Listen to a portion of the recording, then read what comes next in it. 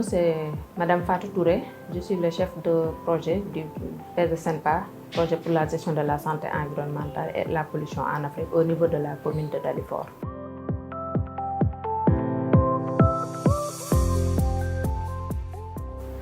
Donc, je suis affectée au niveau de la commune de Dalifort pour mettre en œuvre les activités du projet, pour l'exécution des activités du projet au niveau de cette commune.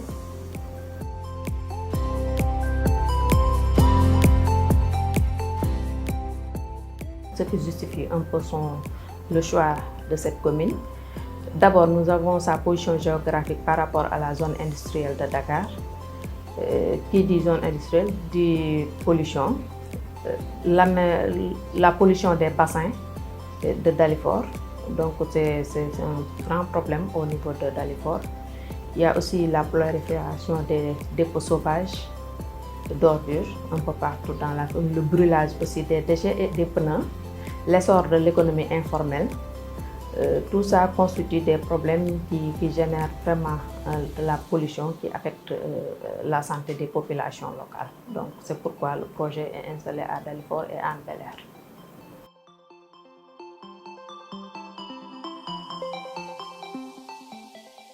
Donc le projet intervient à la réduction de ces émissions de POPNI au niveau de Dalifort en faisant quoi? En aménageant les bassins de Dalifort qui sont extrêmement pollués, en aidant un peu à la gestion des déchets avec l'installation des infrastructures comme les points de regroupement normalisés pour lutter contre les dépôts sauvages au niveau de la commune, le brûlage des déchets et tout ça. Donc actuellement, le projet a installé 8 points de regroupement normalisés dans la commune de Dalifort pour le stockage des déchets.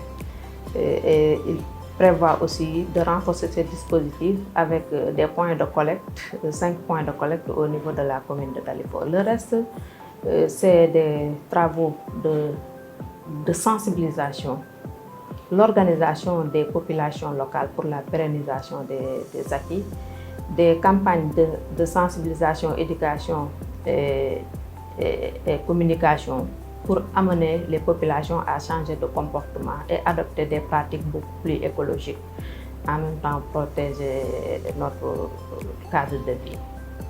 Donc le projet actuellement, on a eu à organiser les populations. Nous sommes dans le processus pour mettre en place un réseau des acteurs locaux de la santé environnementale.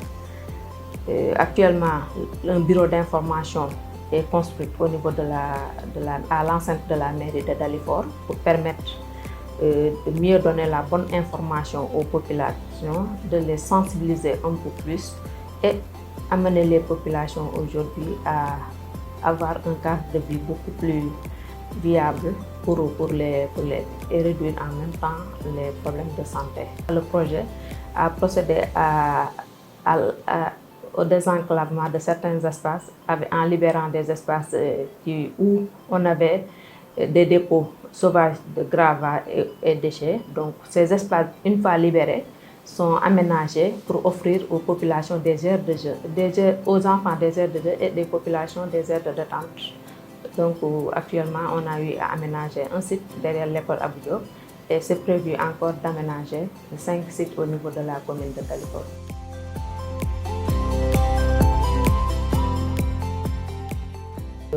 Les difficultés au niveau du terrain, on peut dire c'est très difficile quand même, du jour au lendemain, de sensibiliser les populations, de leur faire s'approprier du projet. Tout ça, c'est des difficultés, mais quand même avec une bonne campagne de sensibilisation, des séances de discussion au niveau des quartiers, des réunions et tout ça, en plus des renforcements de capacité, je pense qu'à la fin du projet, on pourra vraiment arriver à un changement de comportement, à des actes beaucoup plus écologiques, mais aussi à une prise de conscience citoyenne, surtout pour la jeunesse.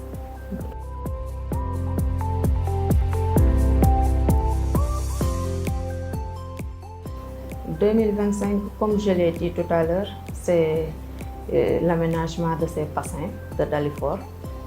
2025, c'est organiser les populations, mettre en place un réseau fonctionnel, comme je l'ai dit tantôt, le RALSEN, en faisant quoi renforcer leur capacité avec des formations sur le leadership, des formations sur les recherches de fonds, des formations techniques sur les surveillances et veille de la salubrité et tout sur la valorisation des déchets laiteries et tout ça. Donc en 2020-2025, c'est pratiquement la fin du projet. Et pour vraiment pérenniser les acquis, il faut vraiment mettre en place une organisation solide.